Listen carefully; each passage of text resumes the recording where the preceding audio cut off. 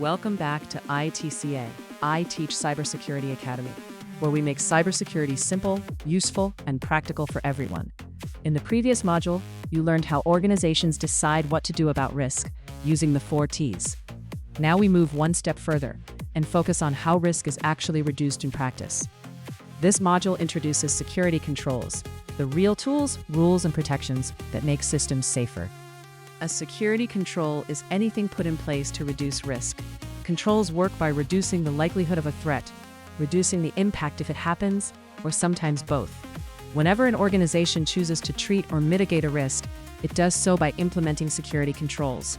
Knowing that a risk exists is not enough. Risk only goes down when controls are applied correctly. Security controls turn risk management from theory into real protection.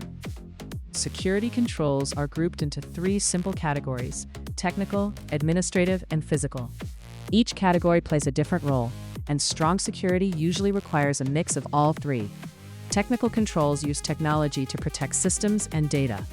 Examples include firewalls that block unwanted traffic, antivirus software that detects malware, and access controls that limit who can log in.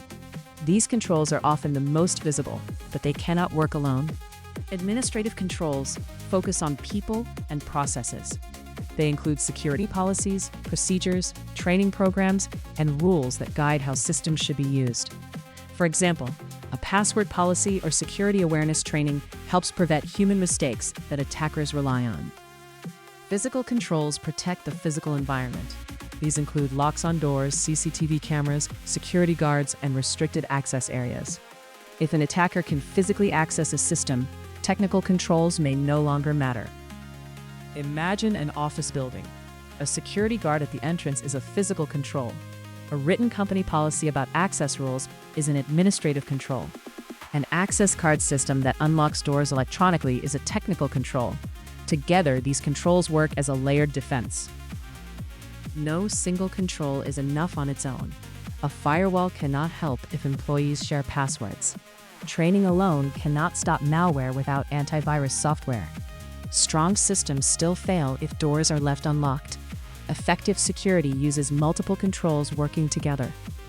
At this stage, you should be able to look at a risk and decide which type of control is most appropriate.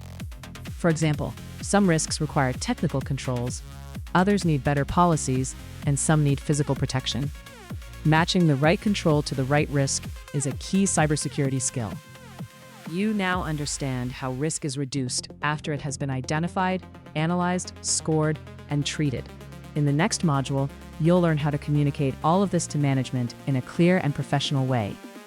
In this module, you learned what security controls are, why they matter, and the 3 main types: technical, administrative, and physical.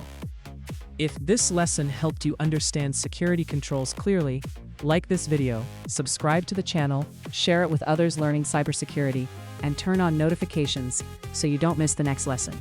I'll see you in the next module.